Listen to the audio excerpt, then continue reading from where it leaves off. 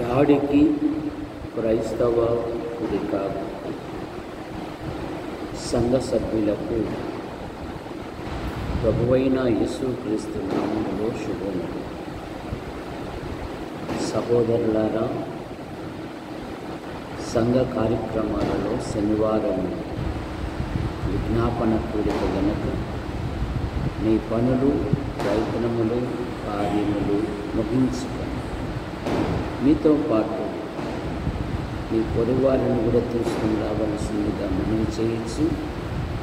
ఈ కూడిక 10 నిమిషాలలో ప్రార్థన ప్రారంభించబడింది కనుక మీరు త్వరపడి సిద్ధపడి రావాల్సిందిగా ప్రభువైన యేసుక్రీస్తు నామములో మిమ్మల్ని అందరినీ ఆహ్వానించుచున్నాము.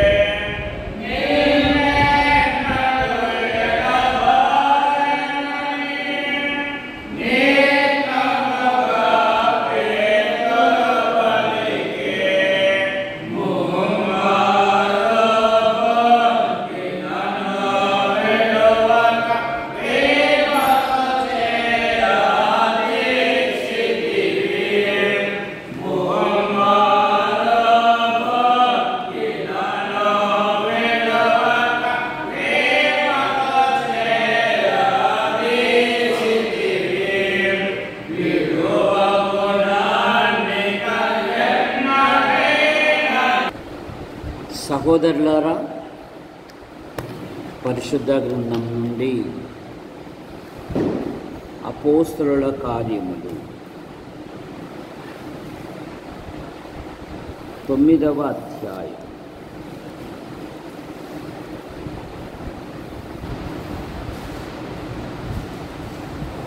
10-11 వచ్చింది. దమస్కులో అననీయ అను ఒక శిష్యుడు ఉండేది. ప్రభు దర్శనమందు అననీయ అని అతన్ని పిలవగా అతడు ప్రభువా అని, ఇదిగో నేనున్నానని. అందుకు ప్రభు, నీవు లేచి తిన్ననబడిన వీధికి వెళ్ళి యూద అనువాని ఇంట తార్సువాడైన సౌలు అను వాని కొరకు విచారించుము. ఇదిగో అతడు ప్రార్థన చేయుచున్నాడు.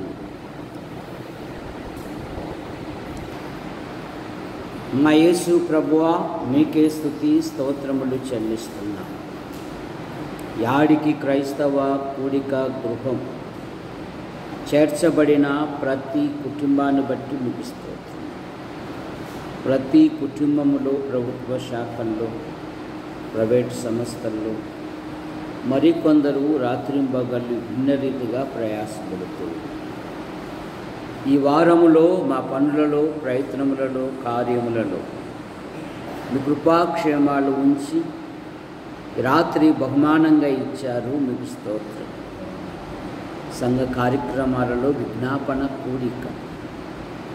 యేసు ప్రభువా, పాటల ద్వారా నేను స్తుతించుటకు మీరు ఇచ్చిన ధన్యతను బట్టి మీకు స్తోత్రం.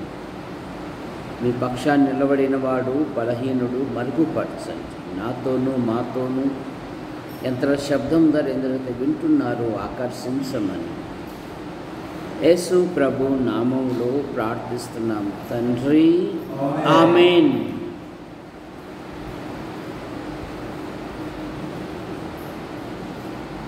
పదకొండవ వచనములో, ఇదిగో అతడు ప్రార్థన చేయుచున్నాడు. ఎవరైనా? సౌలు. దేవుని సంఘమును పాడు చేసినవాడు, ప్రభు చేత పట్టబడినవాడు, ప్రార్థించిన పౌలు, సంఘ సహవాసములో ఉన్న పౌలు, వాక్యము ప్రకటించిన పౌలు, ప్రభునకు సాధనమై ఉన్న పౌలు, పరుగు తుదముట్టించిన పౌలుగా. ఇక్కడ దేవుడే అననీయతో అంటున్నాడు, తార్సువాడైన యూదాను వాని ఇంట సౌలును గూర్చి విచారణ చేయుము. ఇదిగో అతడు ప్రార్థన చేయుచున్నాడు. రక్షింపబడిన దేవుని పిల్లల యొక్క ఆధ్యాత్మిక జీవితములో ప్రార్థన అనేది అత్యంత విలువైనది. ప్రార్థన అంటే దేవునితో మాట్లాడుట అని అర్థం. బైబిల్లో అనేకమైన ప్రార్థనలు ఉన్నాయి. ప్రార్థనలో అనేకమైన సూత్రాలు ఉన్నాయి. ఒకటి రహస్య ప్రార్థన, స్పష్టముగా చేయు ప్రార్థన. మరి లూకా సువార్త 11వ అధ్యాయములో పట్టుదల కలిగి ప్రార్థించినట్లుగా మనం చూస్తాం. ప్రార్థన విశ్వాసముతో చేయాలి. ప్రార్థన విసుగు లేకుండా చేయాలి.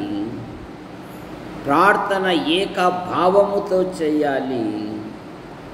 ప్రార్థన నిరీక్షణతో చేయాలి. కనుక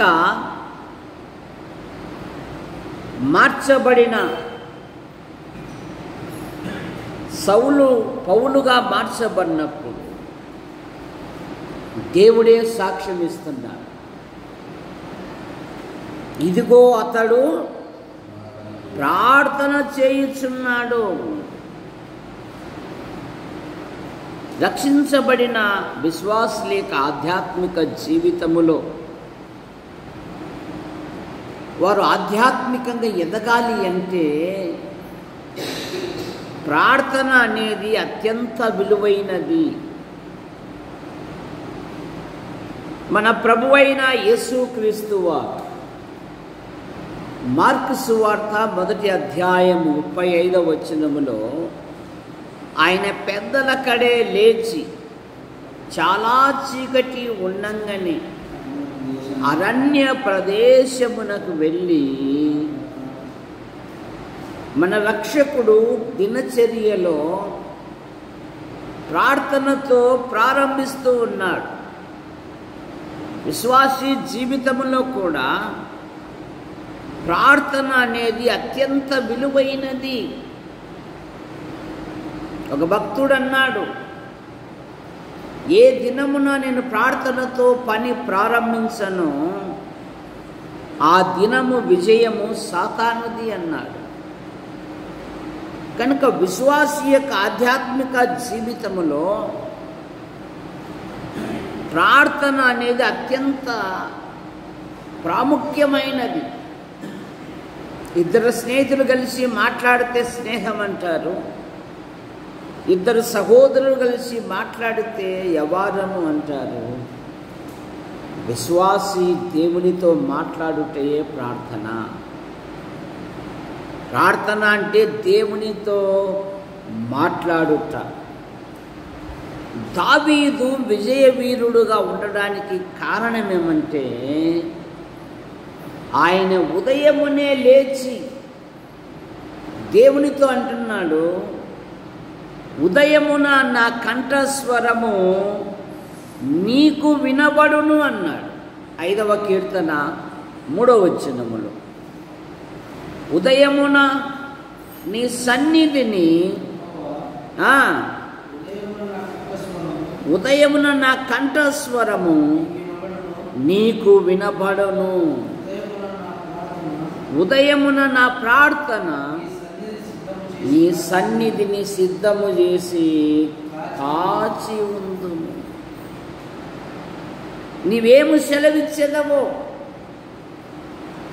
నీవు ఏమి జవాబిచ్చేదవో, యెహోవా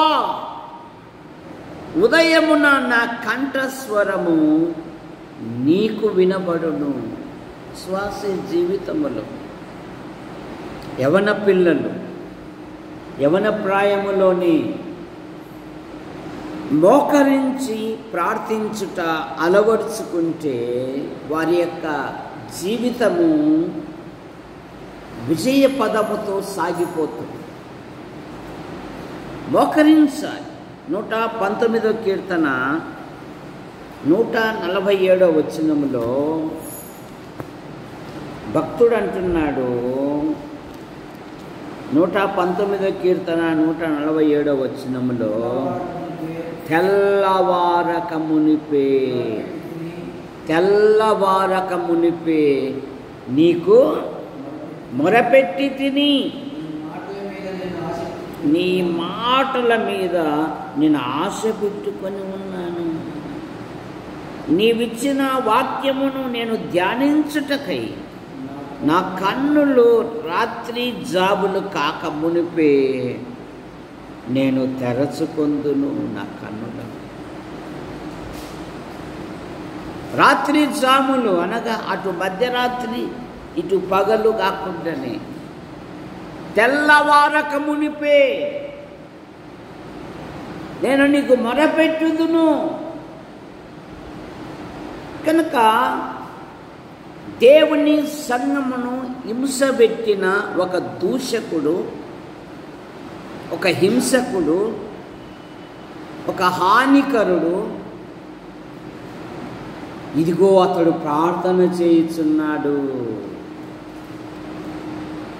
దేవుని నుండి ఒక గొప్ప సాక్ష్యము, ఇదిగో అతడు ప్రార్థన చేయుచున్నాడు.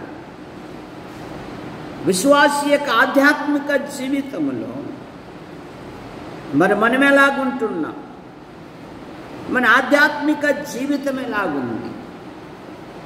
ఉదయం మొదలుకొని సాయంత్రం వరకు తనివి తీరా వాళ్ళు దెబ్బలు కొట్టి వారి దేహములను గాయాలు పాలు చేసి ఎక్కడ తప్పించుకొని పోతారని బొండ వేసి బిగించినను,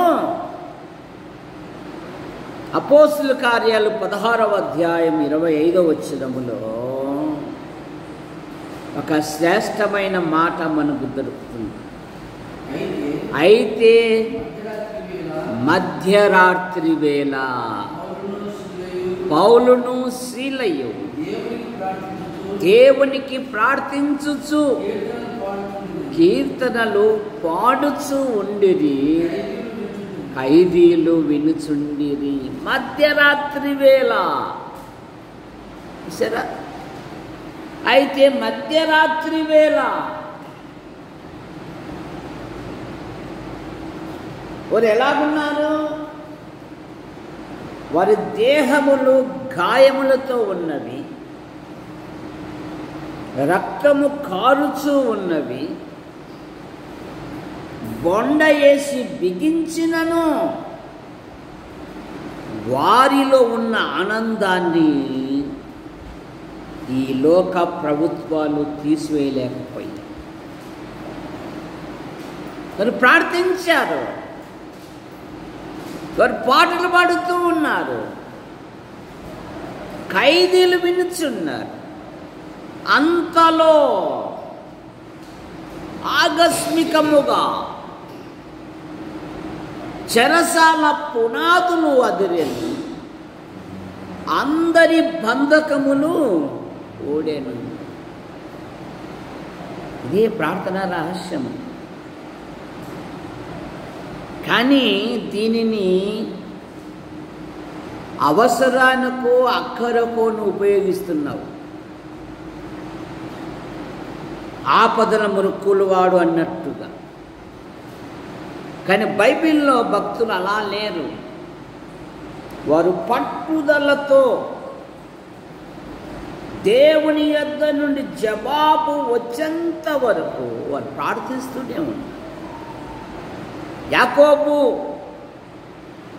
నీవు నన్ను ఆశీర్వదించితేనే కానీ నేను నిన్ను విడువను.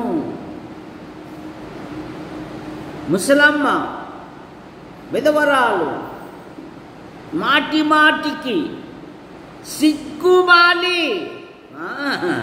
మాకంత లేదులే, నువ్వు కావాలంటే బతిమాలుకో, మాకంత అవసరం లేదు. అడిగాము, చేశాము, వెళ్తున్నామా, వెళ్తున్నాం. కానీ భక్తులు అలా కాదు. వారు ప్రార్థనలో పట్టుదల కలిగి ఉన్నారు. ప్రార్థన యందు పట్టుదల కలిగి ఉండు అంటుంది బైబిల్, రోమాపత్రిక 12వ అధ్యాయములో.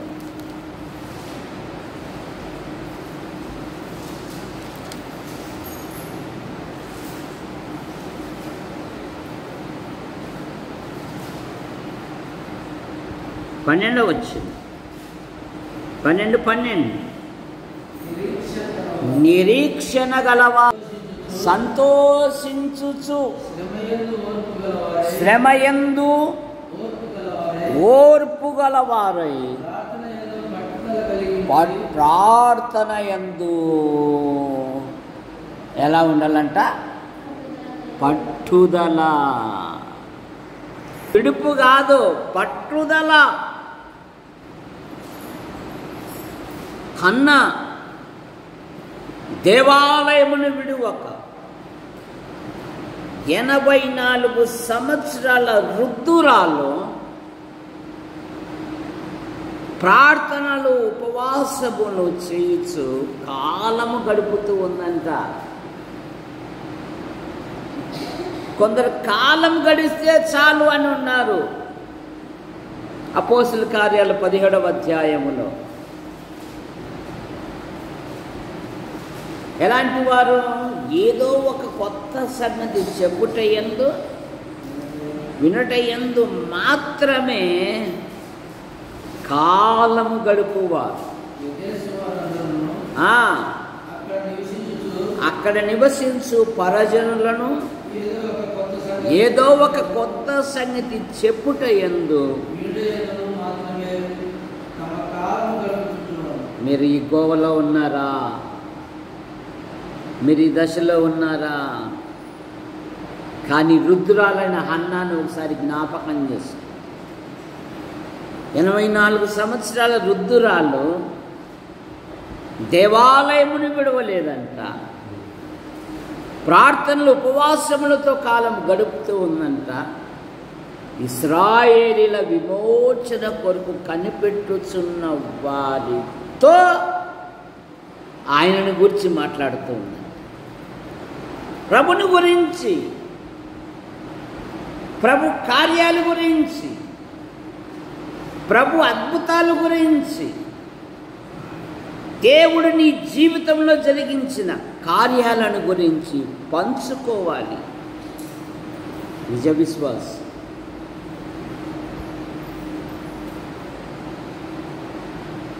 వారు ప్రార్థిస్తూ ఉన్నారు. విశ్వాసి జీవితంలో ప్రార్థన యందు పట్టుదల కలిగి ఉండాలి.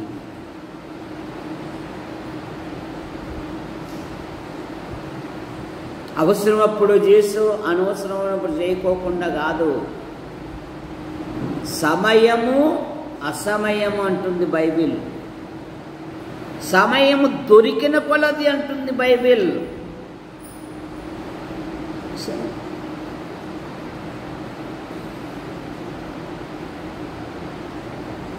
అపోస్తలుల కార్యాలు 12లోనే సంఘము పేతురు కొరకు ప్రార్థిస్తూ ఉంది. మార్కు అని పేరు గల యోహాను ఇంటికి వెళ్ళినప్పుడు అక్కడ అనేకులు కూడి ఏం చేస్తున్నారట? ప్రార్థన చేస్తూ ఉన్నారు. అనేకులు కూడి ఈ భ్రష్టమైన లోకములో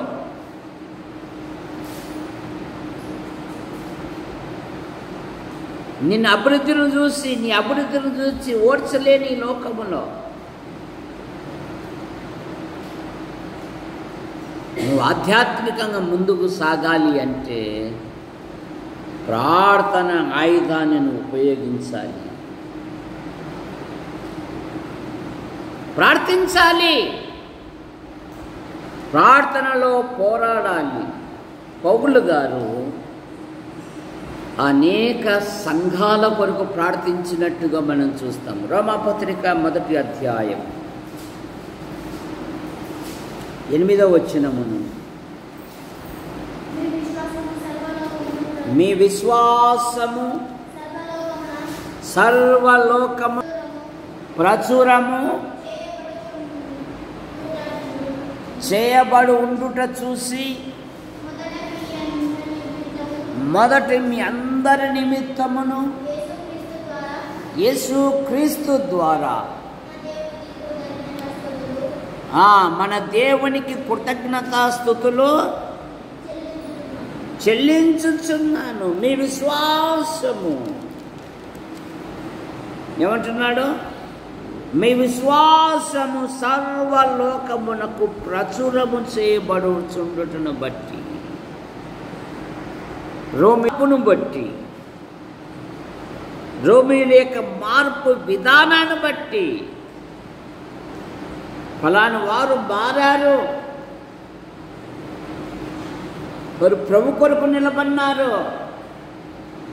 మీ సాక్ష్యము సర్వలోకమునకు ప్రచురము చేయుచున్నట్టును బట్టి మొదట నా దేవునికి కృతజ్ఞతాస్తుతులు చెల్లించుచున్నాను. ఇప్పుడు ఎలాగైనను ఆటంకము లేకుండా మీ వద్దకు వచ్చుటకు దేవుని చిత్తం వలన నాకు వీలు కలుగునేమో అని నా ప్రార్థనల యందు ఎల్లప్పుడూ ఆయనను బతిమాలుకొనుచు మిమ్మును గూర్చి ఎడతెగక జ్ఞాపకం చేసుకొనుచున్నాను. ఇందుకు ఆయన కుమారుడైన సువార్త విషయమై నా ఆత్మయందు సేవించుచున్న దేవుడే నాకు సాక్షి. మీరు స్థిరపడవలనని, అనగా మీకును నాకును కలిగిన విశ్వాసము చేత మనము ఒకరి వలన ఒకరు విశ్వాసము చేత ఆదరణ పొందవలనని. ఒకరి విశ్వాసము వలన ఒకరు ఆదరణ. సరే, మీ విశ్వాసము సర్వలోకమునకు ప్రచురం చేయబోతున్నను బట్టి నా దేవునికి కృతజ్ఞతాస్తుతులు చెల్లిస్తున్నాను. నా సేవ వృధా కాలేదు, నా ప్రయాసం వృధా కాలేదు. వారు ప్రభు కొరకు ఎన్ని శ్రమలున్నా, ఎన్ని బాధలున్నా, ఎన్ని ఇరుకులున్నా, ఎన్ని ఇబ్బందులున్నా వారు దేవుని కొరకు నిలబడి దేవానికి స్తోత్రములున్నాయి. దేవుని స్తుతించుట, దేవుని ఘనపరుచుట, అలాగే తన సహోదరులు రక్షణ పొందాలని వారి కొరకు కూడా విజ్ఞాపనం చేస్తున్నాడంట. రోమాపత్రిక 10వ అధ్యాయం 1వ వచనం. సహోదరులారా, ఇశ్రాయేలీలు రక్షణ పొందవలననియు నా హృదయాభిలాషయు వారి విషయమై నేను దేవునికి చేయు ప్రార్థనై ఉన్నది. ఇశ్రాయేలీలు రక్షణ పొందవలనని, వారు మార్పు కొరకు, వారు ప్రభు వైపు తిరుగుటకు, వారి జీవితాలు మార్చబడి దేవుని కొరకు జీవించున్నట్లుగా, వారు మారు మనసు పొందుటకై వారి కొరకు నేను ప్రార్థన చేస్తున్నాను. ఉందా ఈ భారము? నెహమ్యా దేవుని పట్టణము పునరుద్ధరించుటకు కొన్ని దినములు ఉపవాసం ఉండి ఆకాశమందలి దేవుని అతడు విజ్ఞాపనం చేశాడు. ఎస్తేరు తన జాతిని రక్షించుకొనుటకు ఉపవాసముతో కాలము గడిపారు. విచిత్రమైంది, చట్టము పుట్టించిన వాడు పుట్టగతులు లేకుండా వెళ్ళిపోయాడు. ఏం పుట్టించాడు? దేవుని ప్రజలకు విరోధముగా చట్టము పుట్టించాడు. పుట్టించిన వాడు పుట్టగతులు లేకుండా వెళ్ళిపోయాడు. వాని కుటుంబమును ఒక్క దినమున ఉరి తీసేంత వరకు రాజుగారి కోపము చల్లారలేదు.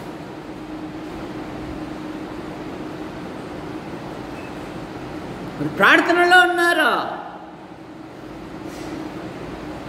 ఎక్కడ మరణ శాసనం వచ్చిందో యూదులందరూ గోనె పట్ట కట్టుకొని బూడిద చల్లుకొని ఉపవాసముతో ఉన్నారు.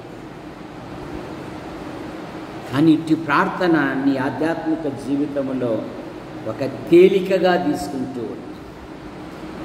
అందుకని ఏమీ సాధించలేకపోతూ ఉంది. సరే, సాధించాలి అంటే ప్రార్థన యందు పట్టుదల కలిగి ఉండాలి. దానిలో అదే కదా, ఇట్టి శాసనము సంతకము చేయబడనని తెలుసుకొనిన వాడై, తెలియక కాదు, అనుదినము ముమ్మారు తన దేవుణ్ణి స్తుతించుచు ఆయనను బతిమాలుతూ వచ్చాను. కనుక బైబిల్ కూడా అదే చెప్తుంది కదా, మీలో ఎవడైనా బలహీనులై ఉన్నారా, అతని కొరకు మీరు ప్రార్థన చేయండి. కనుక నువ్వు ప్రార్థించాలి, ప్రార్థనలో పోరాడాలి. అంత మాత్రమే కాదు, తన బలహీనతల కొరకు కూడా ప్రార్థన చేశాడు. 2వ కొరింథీ పత్రిక 12వ అధ్యాయం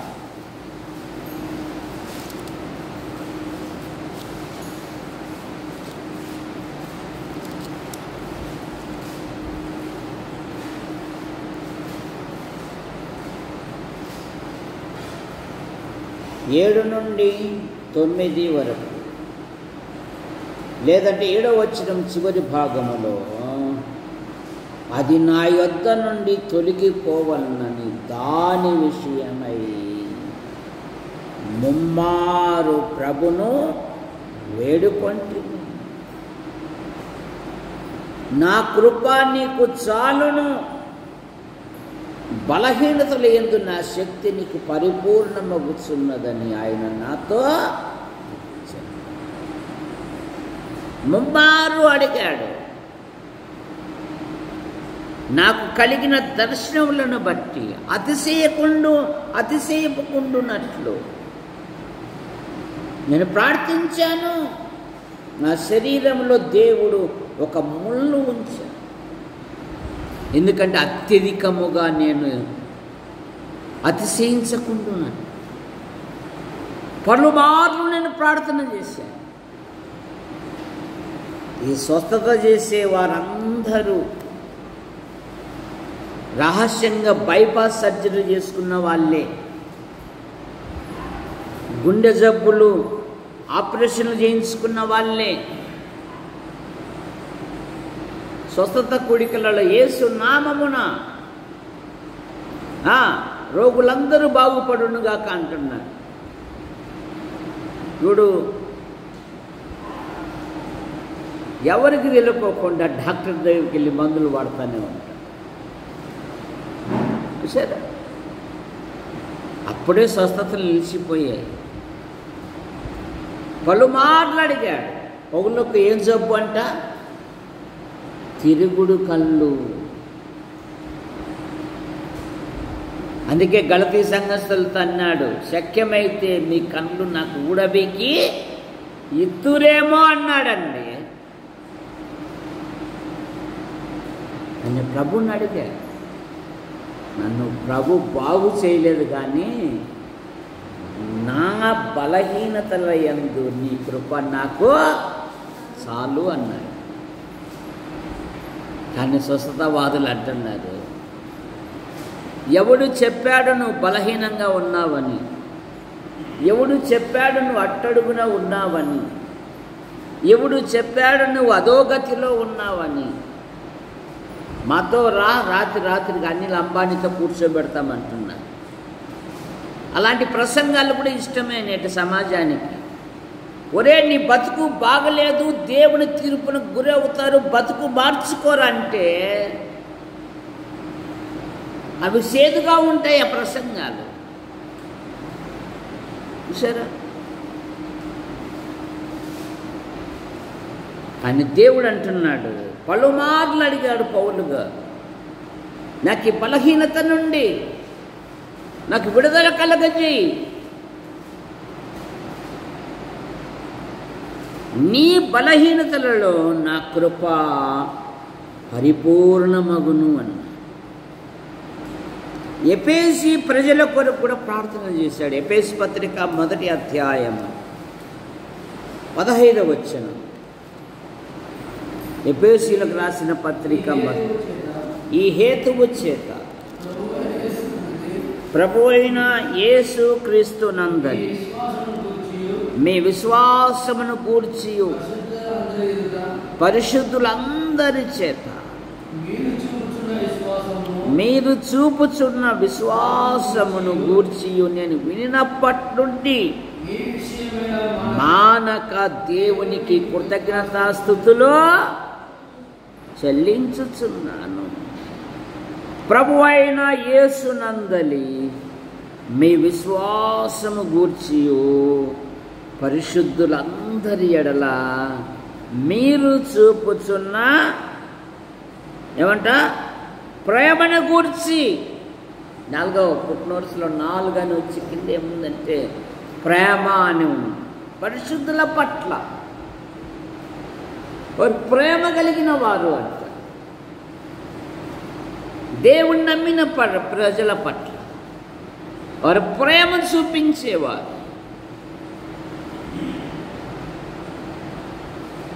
నా దేవునికి కృతజ్ఞతాస్తుతులు చెల్లించుచున్నాను మిమ్మును బట్టి. మీ విశ్వాసం, మీరు పరిశుద్ధుల పట్ల ప్రేమ కలిగి ఎలాగూ వారిని ప్రేమతో చూసుకుంటున్నారు, మిమ్మును బట్టి నా దేవునికి నేను కృతజ్ఞతాస్తుతులు చెల్లించుచున్నాను. 19వ వచనము చివరి భాగములో, నేను నా ప్రార్థనల యందు మిమ్మును గూర్చి విజ్ఞాపనము చేయుచున్నాను. నా ప్రార్థనలో మిమ్మును గూర్చి మీ కొరకు విజ్ఞాపనము చేయుచు ఉన్నాను. ఎందుకంటే మీ మార్పు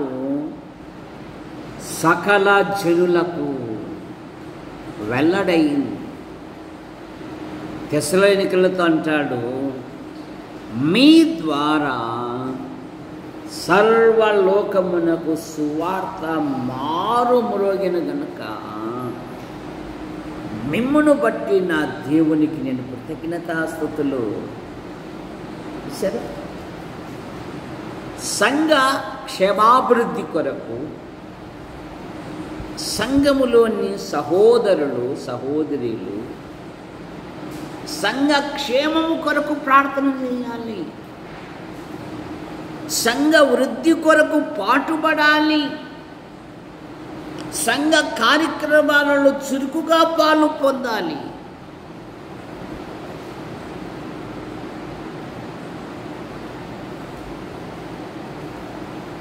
నేను దేవునికి సేవ చేయుచున్నాను అన్నట్టుగా ఉండాలి. ఫిలిప్పు సంఘాన్ని గురించి ఒక శ్రేష్టమైన ప్రార్థన రాస్తూ ఉన్నాడు. 9వ అధ్యాయం, మొదటి అధ్యాయము 9-11 వచనాలు. మీరు శ్రేష్టమైన కార్యములను వివేచింపగలవారగుటకును మీ ప్రేమ తెలివితోనూ సకల విధములైన అనుభవ జ్ఞానముతో కూడినదై మీరు అంతకంతకు అభివృద్ధి పొందవలననియు ఇందువలన దేవునికి మహిమయు స్తోత్రము కలుగునట్లు మీరు యేసుక్రీస్తు దినమున నీతి ఫలములతో నిండుకొనిన వారై క్రీస్తు దినమునకు నిర్దోషులుగాను నిష్కపటులు కావాలని మీ కొరకు నేను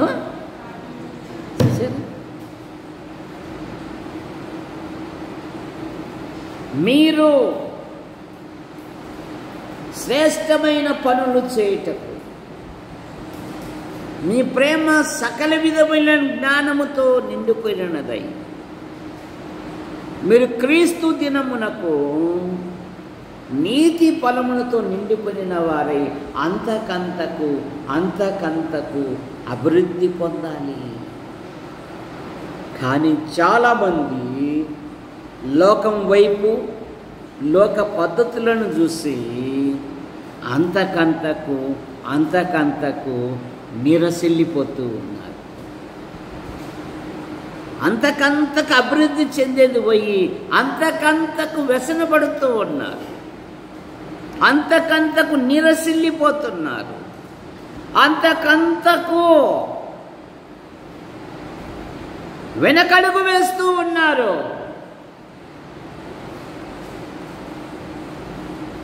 నేను పోయినసారి ప్రార్థన చేశాను, ఈసారి పాట పాడాలి. పోయినసారి 5 నిమిషాలు వాక్యం చెప్పాను, ఈసారి అరగంట చెప్పాలి. ఇది ఆత్మీయుని యొక్క లక్షణాలు. చెమట పడకోకుండా, ఇస్త్రీ బట్టలు నలగకోకుండా నేను భక్తిగా ఉంటానంటే అది దేవునికి ఇష్టమైనది కాదు. దేవుని పనిలో బైబిల్ ఎక్కడ చూసినా ప్రయాసబలుడు అనే మాట మనం చూస్తాం. 1 కొరింథీ పత్రిక 15వ అధ్యాయం 58వ వచనములో, కాగా నా ప్రియ సహోదరులారా, మీ ప్రయాసము ప్రభునందు ఎప్పటికీ వ్యర్థము కాదని ఎరిగి స్థిరులను కదలని వారై ప్రభు కార్యాభివృద్ధి యందు ఎప్పటికీ ఆసక్తులై ఉండుడి. అప్పటికప్పటికి కాదు. మనవాడు వీరుడు, యుద్ధ వీరుడు సంసోనన్న ఎప్పటి వలె విరాజిమ్ముదును అనుకున్నాడు. విరాజిమ్మాడా? అతనిలో నుండి బలము తొలగిపోయాను. కారణమేమి? సొంత ఇష్టముగా ప్రవర్తించేవాడు. సొంత ఆలోచన కలిగి జీవించేవాడు. దేవుని భయం ఏమాత్రము లేకుండా ఎక్కడ పడితే అక్కడికి పరిగెత్తేవాడు. అతని చూపే అతన్ని అంధునిగా చేసింది. జాగ్రత్త. యేసుక్రీస్తునందు విశ్వాసం ఉంచిన మన ఆధ్యాత్మిక జీవితంలో మన సొంత ఇష్టాలు దేవునికి పనికిరావు. సమూయేలు వలె అడగాలి. అననీయ అన్నాడు. అననీయా అనగానే ఏమన్నాడు? నేనున్నాను అన్నాడండి. సమూయేలు అనగానే నేనున్నాను, నీ దాసుడు ఆలకించుచున్నాడు, సెలవిమ్ము. అది కావాలి దేవునికి. ఉచిత సలహాలు కుచిత సలహాలు ఇచ్చేవాళ్ళుగా దేవునికి కావాల్సిందేది. యెషయా ప్రవక్తతో అన్నాడు, మా నిమిత్తము ఎవడు పోగలడు అన్నప్పుడు యెషయా ప్రవక్త అన్నాడు, నేనున్నాను, నన్ను పంపు. ఏళ్ళు చూపిలే, నేనున్నాను, నన్ను పంపు. అంతకన్నా భాగ్యమా? దేవుని వాక్యం ప్రకటించే వారి పాదములు సియోను కొండ మీద కనబడే సుందరము లాంటివి. అందుకని యెషయా ప్రవక్త నేనున్నానయ్యా, నన్ను పంపు అన్నాడు. ఏళ్ళు చూపిలే. మనకంతా ఏళ్ళు చూపేదే. ప్రార్థన చేయంటే నువ్వు చెయ్యి, నువ్వు చెయ్యి. పాట పాడంటే నువ్వు పాడు, నువ్వు పాడు. ప్రసంగం చెప్పంటే చూసారా? దేవుని సన్నిధిలో ఆయన నీడలో నిలబడి దేవుని వాక్యం చెప్పే భాగ్యము దేవుడు నాకు ఇచ్చాడయ్యా అనే దృక్పథం నీకు రావడం లేదు. ఎందుకంటే అంతరంగ పురుషుడు నీలో కుషించిపోతున్నాడు. శరీరం నీలో లేస్తుంది కనుక అదంటది, లేస్తే నీకుండై చూడంట. శరీరం ఎప్పుడు సుఖాన్ని కోరుకుంటుంది.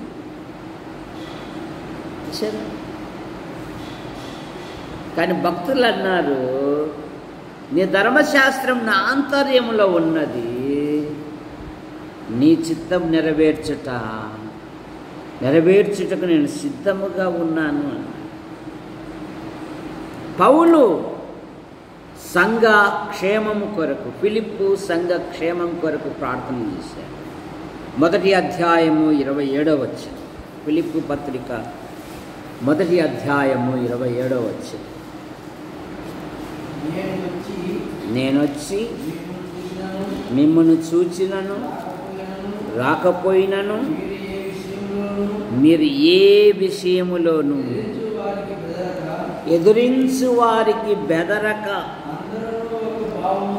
అందరూ ఈ యొక్క భావముతో సువార్త విశ్వాస పక్షమున పోరాడుచు ఏక మనస్సు గలవారై నిలిచి ఉన్నారని వినులాగున